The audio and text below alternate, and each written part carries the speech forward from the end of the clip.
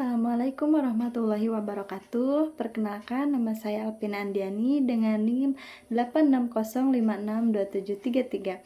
Baik, di sini saya akan menjelaskan tentang bagaimana filsafat ilmu mengawasi dan memperkuat ekstensi keilmiahan serta nilai-nilai dalam ilmu pendidikan.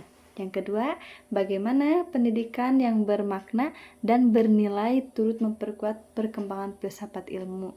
Yang ketiga, mengapa filsafat ilmu dapat disebut sebagai pisau analisis ontologi, terus epistemologi dan aksiologi dalam membedah persoalan-persoalan pendidikan. Yang keempat, contoh konkret penerapan filsafat ilmu untuk dalam praktik pendidikan, misalnya dalam kebijakan, kurikulum, atau proses pembelajaran. Baik, di sini saya akan menjelaskan apa yang sudah saya baca dalam modul filsafat ilmu. Sebelumnya saya akan menjelaskan latar belakang dulu.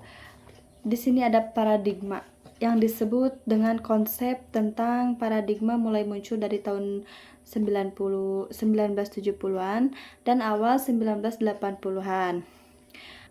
Paradigma untuk memahami pengembangan pertanyaan keilmuan secara teoritis digunakan untuk membingkai apa yang dianggap sebagai filsafat arkeologi. Paradigma juga merupakan pencapaian ilmiah yang diakui secara universal yang untuk sementara waktu memberikan model dan solusi bagi komunitas praktisi. Nah, dalam sains dan filsafat, paradigma merupakan seperangkat konsep atau pola pikir yang berbeda.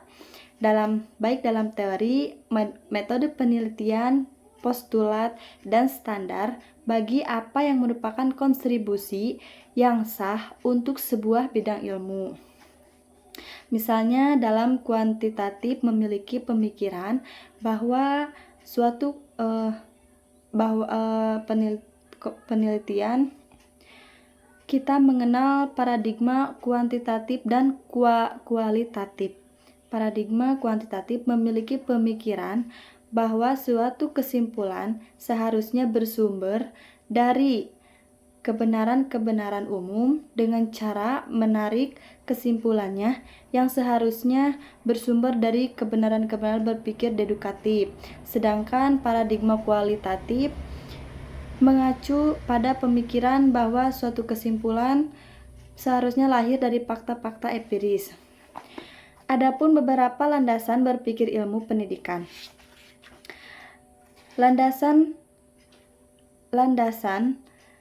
filosofis pendidikan Indonesia mencakup makna dan hakikat pendidikan yang berfungsi untuk mencermati dan menelaah isu-isu pokok pendidikan seperti apakah pendidikan itu.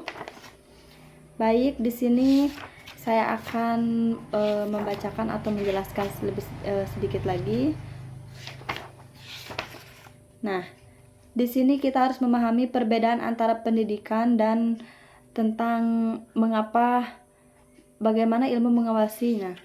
Yang poin kedua, bagaimana pendidikan yang bermakna dan bernilai turut memperkuat perkembangan filsafat ilmu. Nah, di sini ada filsafat ilmu. Masalah pola pikir yang paling mencolok hari ini tentang pendidikan secara khusus pendidikan formal adalah bahwa pudarnya kesadaran tentang manfaat dari pendidikan formal. Anggapan mereka bahwa tidak perlu menempuh pendidikan formal yang tinggi, asalkan sudah dapat membaca dan menulis.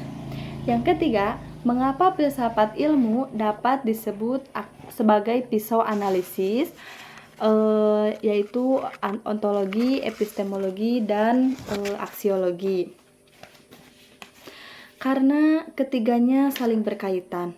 Ontologi menentukan apa yang dipelajari, epistemologi menentukan bagaimana cara mempelajarinya, dan aksiologi menentukan untuk apa ilmu tersebut digunakan. Yang keempat, contoh konkret penerapan filsafat ilmu dalam praktik pendidikan, misalnya dalam kebijakan kurikulum atau proses pembelajaran. Baik, di sini saya akan membacakan tentang praktik penerapan ilmu filsafat ilmu.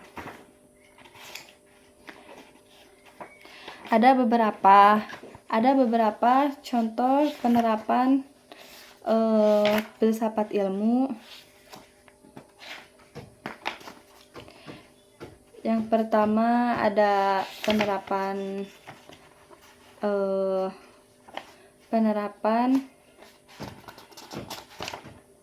idealisme, realisme, pragmatisme, humanisme, dan behaviorisme.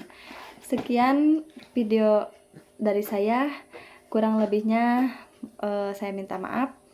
Wassalamualaikum warahmatullahi wabarakatuh.